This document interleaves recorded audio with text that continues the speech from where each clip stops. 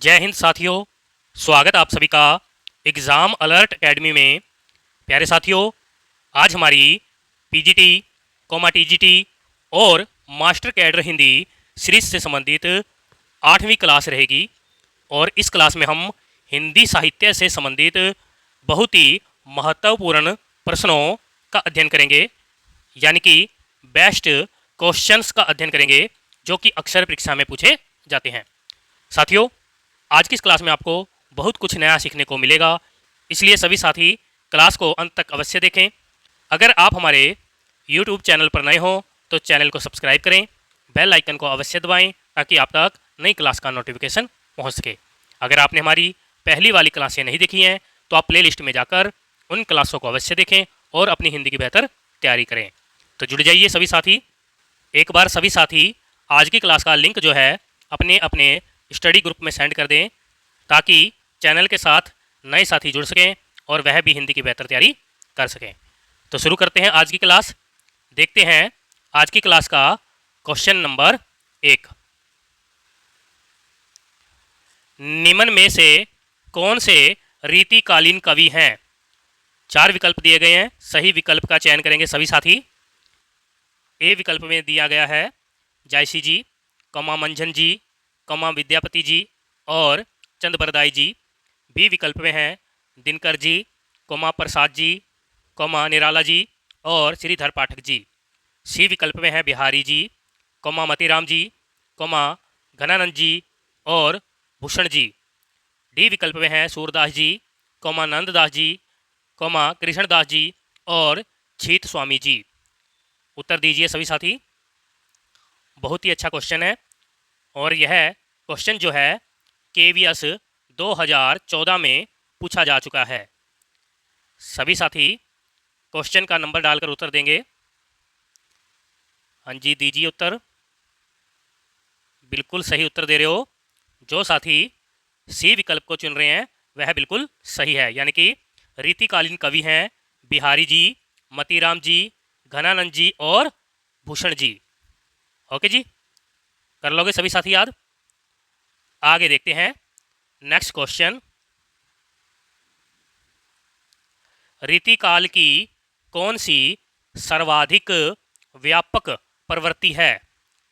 ए विकल्प में है अलंकार विवेचन, बी विकल्प में है छंद विवेचन, सी विकल्प में है शब्द शक्ति और काव्य गुण विवेचन, डी विकल्प में है नायिका भेद और श्रृंगार रस विवेचन।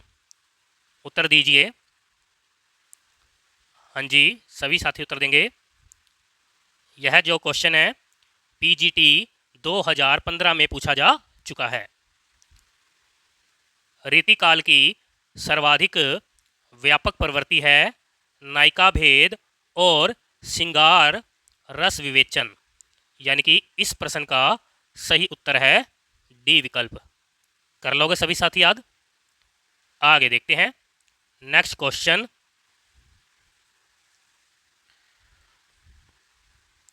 रीतिकाल में किस रस की प्रधानता काव्य में रही है?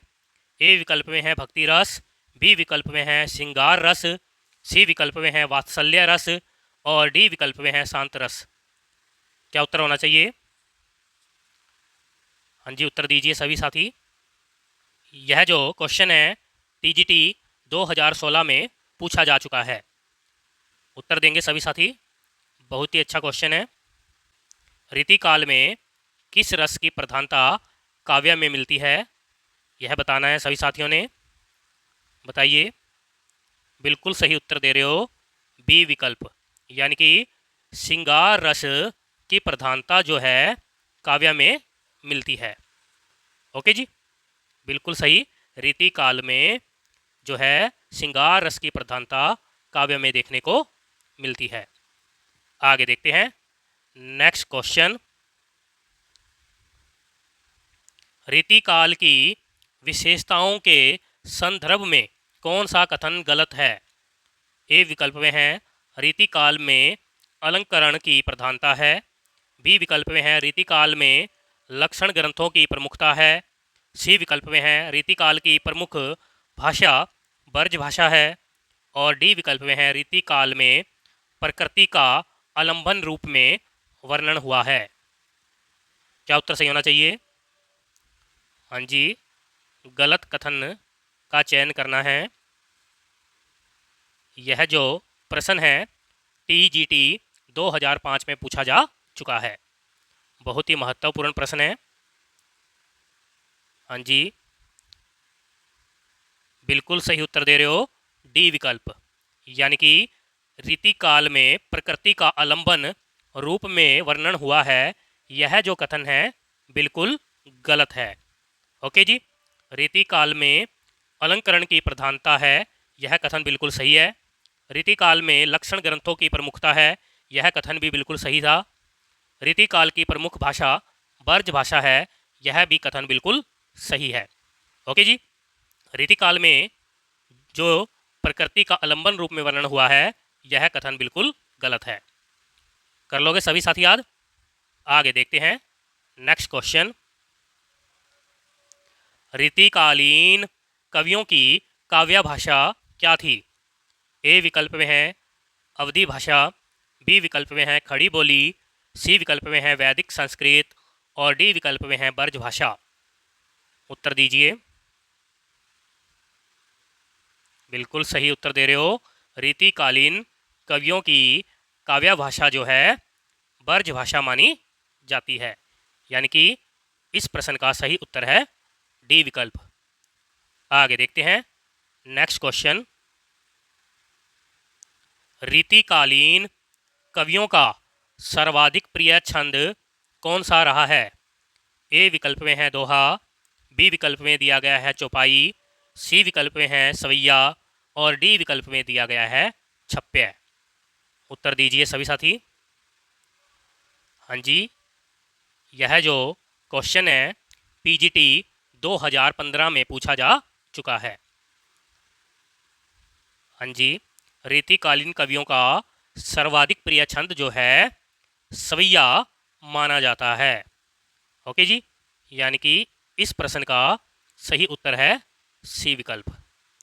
आगे देखते हैं नेक्स्ट क्वेश्चन। आचार्य रामचंद्र शुक्ल जी ने रीतिकाल का प्रवर्तक आचार्य किसे माना है? ए विकल्प में दिया गया है केशवदास जी, बी विकल्प में है चिंतामणि जी, सी विकल्प में है मतीराम जी और डी विकल्प में दिया है बिहारी जी। उत्तर दीजिए। हाँ जी, बिल्कुल सही उत्तर दे रहे हो, चिंतामणि जी, यानी कि इस प्रश्न का सही उत्तर है बी विकल्प। आचार्य रामचंद्र शुक्ल जी ने रीतिकाल का प्रवर्तक जो है चिंतामणि जी को माना है। डॉक्टर भागीरथी मिश्र जी और आचार्य विश्वनाथ प्रसाद मिश्र जी ने रीतिकाल का प्रवर्तक जो है केशवदास जी को माना है। ओके जी, अगर आपसे सर्वमान्य मत के अनुसार पूछे कि रीतिकाल का प्रवर्तक कौन है, तो आपने बताना है सर्वमान्य मत के अनुसार रीतिकाल का प्रवर्तक है केशवदास जी। कर लोगे सभी साथी याद? आगे देखते हैं नेक्स्ट क्वेश्चन। हिंदी रीति ग्रंथों की परंपरा चिंतामणि त्रिपाठी जी से चली, अतः रीतिकाल का आरंभ उन्हीं से मानना चाहिए, यह कथन किसका है? ए विकल्प में दिया गया है राम कुमार वर्मा जी, बी विकल्प में है हजारी प्रसाद द्विवेदी जी, सी विकल्प में है आचार्य रामचंद्र शुक्ल जी और डी विकल्प में दिया गया है डॉक्टर बच्चन सिंह जी। उत्तर दीजिए। बहुत ही अच्छा क्वेश्चन है और यह जो क्वेश्चन है यूपीपीएससी यानी कि एलटी ग्रेड 2018 में पूछा जा चुका है। सभी साथी उत्तर देंगे।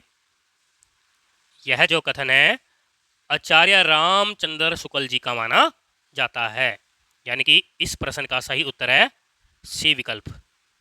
आगे देखते हैं नेक्स्ट क्वेश्चन। रीतिकाल का समय क्या माना जाता है? ए विकल्प में दिया गया है 1050 से 1375 विक्रमी संवत तक, बी विकल्प में है 1375 से 1700 विक्रमी संवत तक और सी विकल्प में है 1700 से 1900 विक्रमी संवत तक, और डी विकल्प में दिया गया है इनमें से कोई नहीं। क्या उत्तर सही होना चाहिए? सभी साथी उत्तर देंगे। बिल्कुल सही उत्तर दे रहे हो। इस प्रश्न का सही उत्तर है सी विकल्प, यानी कि रीतिकाल का समय जो है 1700 से 1900 विक्रमी संवत तक माना जाता है। अगर हम ईस्वी सन से देखें तो यह यानी कि रीतिकाल का समय जो है 1643 से 1843 ईस्वी तक माना जाता है। आचार्य रामचंद्र शुक्ल जी ने रीतिकाल की समय अवधि जो है 200 वर्ष तक मानी है। ओके जी, कर लोगे सभी साथी याद। और यह जो प्रश्न है टीजीटी 2009 में पूछा जा चुका है। आगे देखते हैं नेक्स्ट क्वेश्चन। आचार्य रामचंद्र शुक्ल जी ने उत्तर मध्यकाल को क्या नाम दिया है? ए विकल्प में है आदिकाल, बी विकल्प में है रीतिकाल, सी विकल्प में है भक्तिकाल, और डी विकल्प में दिया गया है अलंकृत काल। उत्तर दीजिए। हाँ जी, आचार्य रामचंद्र शुक्ल जी ने उत्तर मध्यकाल को जो है रीतिकाल नाम दिया है, यानी कि इस प्रश्न का सही उत्तर है बी विकल्प। ओके जी, आगे देखते हैं नेक्स्ट क्वेश्चन। रीतिकाल को श्रृंगार काल किसने कहा है? ए विकल्प में है आचार्य विश्वनाथ प्रसाद मिश्र जी, बी विकल्प में है आचार्य रामचंद्र शुक्ल जी, सी विकल्प में है मिश्र बंधु जी, और डी विकल्प में है रमाशंकर शुक्ल रसाल जी। उत्तर दीजिए। बहुत ही अच्छा क्वेश्चन है, और यह क्वेश्चन जो है पीजीटी 2003 और 2005 में पूछा जा चुका है। सभी साथी उत्तर देंगे। बिल्कुल सही उत्तर दे रहे हो। जो साथी ए विकल्प को चुन रहे हैं वह बिल्कुल सही है, यानी कि रीतिकाल को श्रृंगार काल जो है आचार्य विश्वनाथ प्रसाद मिश्र जी ने कहा है। रामचंद्र शुक्ल जी ने रीतिकाल को रीतिकाल कहा है।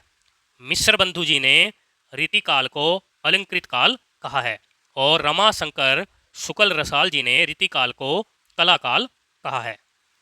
ओके जी, कर लोगे सभी साथी याद। आगे देखते हैं नेक्स्ट क्वेश्चन। निम्न में से किस रचना को छंदों का अजायब घर कहा जाता है? ए विकल्प में दिया गया है रामचरितमानस, बी विकल्प में है रामचंद्रिका, सी विकल्प में है रसिक प्रिया, और डी विकल्प में है रतन बावनी। उत्तर दीजिए। हाँ जी, बहुत ही अच्छा क्वेश्चन है। यह क्वेश्चन टीजीटी 2004 में पूछा जा चुका है। बिल्कुल सही उत्तर दे रहे हो। जो साथी बी विकल्प को चुन रहे हैं वह बिल्कुल सही है, यानी कि रामचंद्रिका रचना को छंदों का अजायब घर कहा जाता है, और यह रचना जो है केशवदास जी की मानी जाती है। रसिक प्रिया, रतन बावनी, यह दोनों रचना भी केशवदास जी की मानी जाती है। रामचरितमानस के रचनाकार का नाम है तुलसीदास जी। रामचंद्रिका रचना जो है महाकाव्य शैली में रचित है। रामचंद्रिका रचना में राम कथा का प्रबंधात्मक वर्णन किया गया है। ओके जी, कर लोगे सभी साथी याद। आगे देखते हैं नेक्स्ट क्वेश्चन। कवि प्रिया किसकी रचना है? ए विकल्प में है देव कवि जी, बी विकल्प में है मतीराम जी, सी विकल्प में है नंददास जी, और डी विकल्प में है केशव दास जी। उत्तर दीजिए। यह क्वेश्चन जो है टीजीटी 2011 में पूछा जा चुका है। हाँ जी, कवि प्रिया रचना जो है केशवदास जी की मानी जाती है। ओके जी, आगे देखते हैं नेक्स्ट क्वेश्चन। हिंदी की रस रीति परंपरा का प्रस्थान ग्रंथ कौन सा है? ए विकल्प में है रस रत्नाकर, बी विकल्प में है रसिक प्रिया, सी विकल्प में दिया गया है हित तरंगिणी और डी विकल्प में दिया गया है रस पीयूष निधि। उत्तर दीजिए।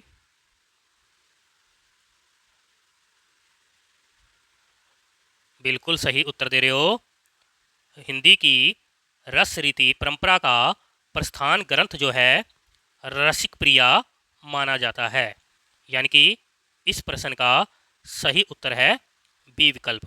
रसिक प्रिया रचना जो है केशव दास जी की मानी जाती है। रस रत्नाकर रचना जो है सुरती मिश्र जी की मानी जाती है। हित तरंगिणी रचना जो है कृपा राम जी की मानी जाती है। रस पीयूष निधि रचना जो है सोमनाथ जी की मानी जाती है। ओके जी, कर लोगे सभी साथी याद। आगे देखते हैं नेक्स्ट क्वेश्चन। विज्ञान गीता और जहांगीर जस चंद्रिका किसकी रचनाएं हैं? ए विकल्प में दिया गया है मतीराम जी, बी विकल्प में है रहीम दास जी, सी विकल्प में है नंद दास जी और डी विकल्प में है केशव दास जी। उत्तर क्या होना चाहिए? सभी साथी उत्तर देंगे। यह जो क्वेश्चन है पीजीटी 2004 और 2015 में पूछा जा चुका है। बहुत ही अच्छा क्वेश्चन है। हाँ जी, बिल्कुल सही उत्तर दे रहे हो। यह दोनों रचनाएं जो है केशव दास जी की मानी जाती है। ओके जी, आगे देखते हैं नेक्स्ट क्वेश्चन। भाषा बोल न जानई जिसके कुल के दास, यह कथन किसका है? ए विकल्प में दिया गया है भूषण जी, बी विकल्प में है केशव दास जी, सी विकल्प में है बिहारी जी और डी विकल्प में है मतीराम जी। उत्तर दीजिए। बहुत ही अच्छा क्वेश्चन है। यह जो क्वेश्चन है पीजीटी 2009 में पूछा जा चुका है। भाषा बोल न जानई जिनके कुल के दास, कथन बताना है किसका है? हाँ जी, बिल्कुल सही उत्तर दे रहे हो। यह जो कथन है केशव दास जी का माना जाता है। यानी कि इस प्रश्न का सही उत्तर है बी विकल्प। आगे देखते हैं नेक्स्ट क्वेश्चन। यद्यपि सुजाति सुलक्षणी सुबरन सरस सुवृत्त भूषण बिनु न विराजई कविता विनीता मीत, यह कथन किसका है? उत्तर दीजिए सभी साथी। ए विकल्प में है नंददास जी, बी विकल्प में दिया गया है केशव दास जी, सी विकल्प में है भूषण जी और डी विकल्प में है रस खान जी। उत्तर दीजिए। बहुत ही अच्छा क्वेश्चन है और यह जो क्वेश्चन है टीजीटी 2009 और पीजीटी 2013 और 2005 में पूछा जा चुका है। बहुत ही महत्वपूर्ण प्रश्न है ये। बिल्कुल सही उत्तर दे रहे हो। यह जो कथन है केशवदास जी का माना जाता है। यानी कि इस प्रश्न का सही उत्तर है बी विकल्प। आगे देखते हैं नेक्स्ट क्वेश्चन। निम्न में से कौन सी रचना भिखारी दास जी की नहीं है? ए विकल्प में है काव्य निर्णय, बी विकल्प में है रस सारांश, सी विकल्प में है श्रृंगार निर्णय और डी विकल्प में है भाषा भूषण। उत्तर दीजिए। बहुत ही अच्छा क्वेश्चन है। यह जो क्वेश्चन है यूपीपीएससी यानी कि एलटीजी 2018 में पूछा जा चुका है। बिल्कुल सही उत्तर दे रहे हो। भाषा भूषण जो है भिखारी दास जी की रचना नहीं है। यानी कि इस प्रश्न का सही उत्तर है डी विकल्प। भाषा भूषण रचना जो है जसवंत सिंह जी की मानी जाती है। काव्य निर्णय, रस सारांश, श्रृंगार निर्णय, यह तीनों रचना जो है भिखारी दास जी की मानी जाती है।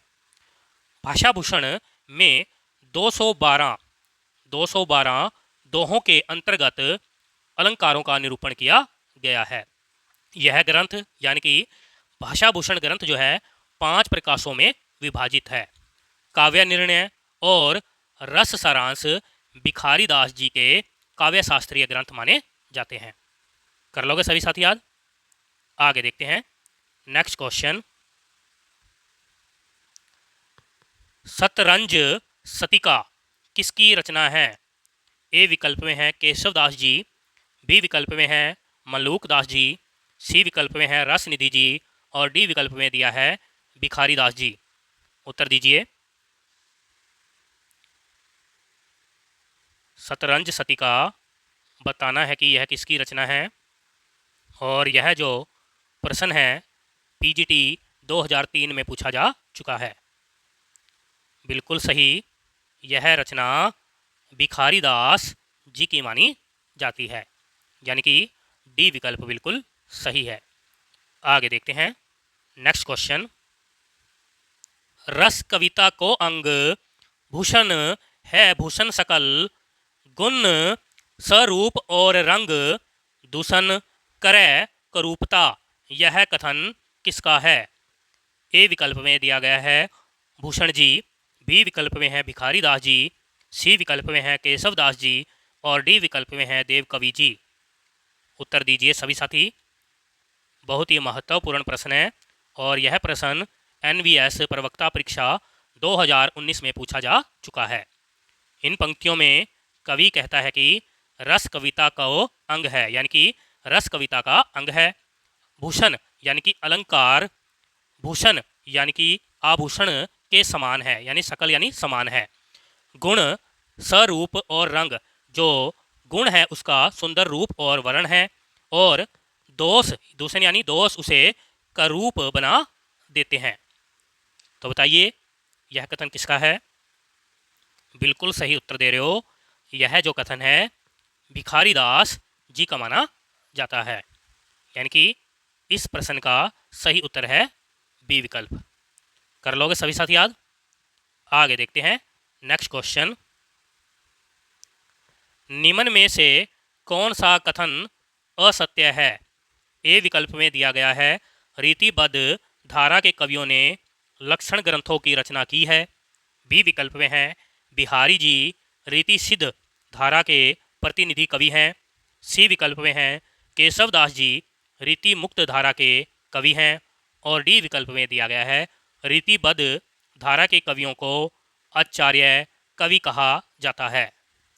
उत्तर दीजिए। बहुत ही अच्छा क्वेश्चन है और यह क्वेश्चन जो है पीजीटी 2005 में पूछा जा चुका है। सभी साथी उत्तर देंगे। बिल्कुल सही उत्तर दे रहे हो। जो साथी सी विकल्प को चुन रहे हैं वह बिल्कुल सही है, यानी कि केशव दास जी रीति मुक्त धारा के कवि हैं। यह कथन बिल्कुल गलत है, यानी कि असत्य है। केशव दास जी तो रीतिबद्ध धारा के कवि माने जाते हैं। रीतिबद्ध धारा के कवियों ने लक्षण ग्रंथों की रचना की है, यह कथन बिल्कुल सत्य है। बिहारी जी रीति सिद्ध धारा के प्रतिनिधि कवि हैं, यह कथन भी सत्य है। रीतिबद्ध धारा के कवियों को आचार्य कवि कहा जाता है, यह कथन भी बिल्कुल सही था, यानी कि सत्य था। कर लोगे सभी साथी याद? आगे देखते हैं नेक्स्ट क्वेश्चन। भूषण जी को कवि भूषण की उपाधि किसने प्रदान की थी? ए विकल्प में है छत्रसाल जी, बी विकल्प में है सोलंकी राजा रुद्र जी, सी विकल्प में है शिवाजी और डी विकल्प में दिया गया है उपर्युक्त सभी। क्या उत्तर सही होना चाहिए? यह क्वेश्चन जो है पीजीटी 2003 में पूछा जा चुका है। बिल्कुल सही। जो साथी बी विकल्प को चुन रहे हैं वह बिल्कुल सही है, यानी कि भूषण जी को कवि भूषण की उपाधि जो है सोलंकी राजा रुद्र जी ने दी थी। ओके जी। भूषण जी का वास्तविक नाम घनश्याम था। ये रीति काल की रीतिबद्ध काव्यधारा के कवि थे। ओके जी। कर लोगे सभी साथी याद? आगे देखते हैं नेक्स्ट क्वेश्चन, शिवराज भूषण और शिवा बावनी किसकी रचनाएं हैं? ए विकल्प में हैं जसवंत सिंह जी, बी विकल्प में हैं रसनिधि जी, सी विकल्प में हैं भूषण जी और डी विकल्प में हैं घनानंद जी। उत्तर दीजिए। यह प्रश्न जो है टीजीटी 2016 में पूछा जा चुका है। हाँ जी, बिल्कुल सही उत्तर दे रहे हो। जो साथी सी विकल्प को चुन रहे हैं वह बिल्कुल सही है, यानी कि यह दोनों रचनाएं जो हैं भूषण कवि जी की मानी जाती है। ओके जी, आगे देखते हैं। नेक्स्ट क्वेश्चन, रीति काल के उस कवि का नाम बताइए जिसने वीर रस में कविता लिखी है। ए विकल्प में दिया गया है बिहारी जी, बी विकल्प में है पद्माकर जी, सी विकल्प में है घनानंद जी और डी विकल्प में है भूषण जी। उत्तर दीजिए।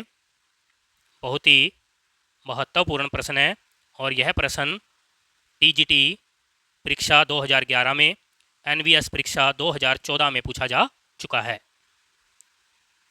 सभी साथी उत्तर देंगे। बिल्कुल सही उत्तर दे रहे हो। जो साथी डी विकल्प को चुन रहे हैं वह बिल्कुल सही है, यानी कि भूषण कवि जी जो हैं रीतिकाल के वीर रस के कवि माने जाते हैं। ओके जी, यानी कि इन्होंने वीर रस में कविता लिखी है रीतिकाल के अंतर्गत। आगे देखते हैं। नेक्स्ट क्वेश्चन, आचार्य रामचंद्र शुक्ल जी ने अपने हिंदी साहित्य का इतिहास ग्रंथ में इनमें से किस कवि को हिंदू जाति का प्रतिनिधि कवि कहा है? ए विकल्प में दिया गया है सूदन जी, बी विकल्प में है भूषण जी, सी विकल्प में है केशवदास जी और डी विकल्प में है लालदास जी। उत्तर दीजिए सभी साथी। यह जो प्रश्न है जीटीसी प्रवक्ता परीक्षा 2017 में पूछा जा चुका है। सभी साथी उत्तर देंगे। बिल्कुल सही।